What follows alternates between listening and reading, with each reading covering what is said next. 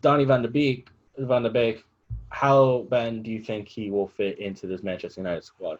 The funny thing is he's extremely versatile. I don't think of him as a CDM, like an out and out CDM. He's No, gonna play back, he's not gonna but replace Fred or Matic. yeah, That's but fair. he's a deep line playmaker. He can be a deep line playmaker. He's able to get, he's able to kind of, if he plays, it'll be a very attacking side that will allow Pogba to get forward, and I think that's something that could really alleviate Pogba's pressure. Right. Because we've seen there was a couple of goals that Man United conceded that were off of Pogba mistake from like a back pass, so he couldn't control it. And I think he's a lot more comfortable probably getting forward, and Right. I think Van de Beek will alleviate that pressure.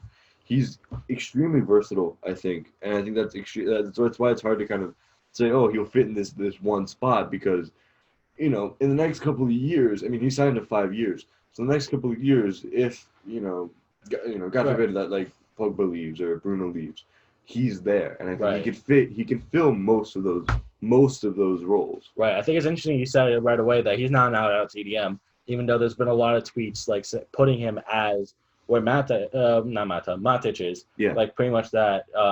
destroyer kind of player. Right. The guy that's going to be like your holding midfielder. Yeah, yeah, Obviously, that's going to be a big. That's a big talking point to be made. I mean, if you want to go all out attacking, and like you need a goal in the last like 5 feet going into stoppage time, even sure, throw him in there. Like do that substitution if that sub has already been made.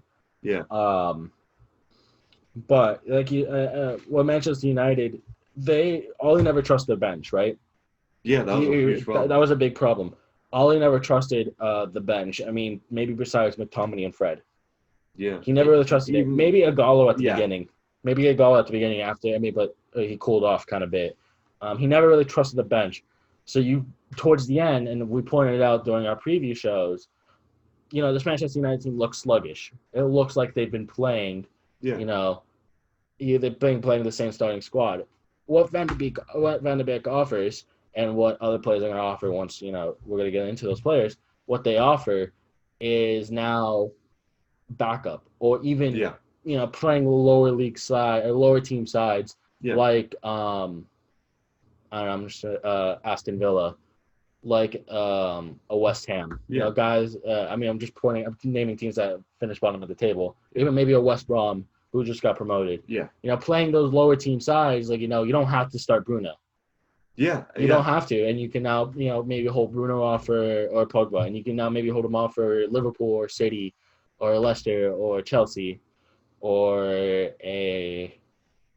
maybe now in the Champions League. Yeah, a top team in the Champions League, right? You don't have to play that same starting squad, which now adding the Champions League, adding all the EFL Cup, and the FA Cup. You're going to have a lot of squad rotation. Obviously, in the EFL and the FA Cup, you're going to play, maybe more of reserves or under 23s or whatever, just, getting some game time, especially against like League 4 sides, League 3 sides, whatever, right? But he does offer you that Bruno and Pogba role, which he can either be box to box or attacking. Yeah. And what he does, and what I like, is that he recognizes when to make runs. Yes. He what's really good, he recognizes when to make runs and when to make those overlapping runs. So what he'll do, and he can be more attacking if Bruno finds him in a pass. Yeah. He'll be able to either get into the lane and score, or get into the position and score, or maybe pass it to maybe a sweat goal or something like that. Yeah. I will talk about Grealish a little later, but I think it's I don't know, I guess it's obvious, but what Solskjaer is doing when he looks at midfielders, Bruno gets pens, Van de Beek has gotten the most pens in the Eredivisie since 2018, right? And Jack Grealish accumulated the most fouls given.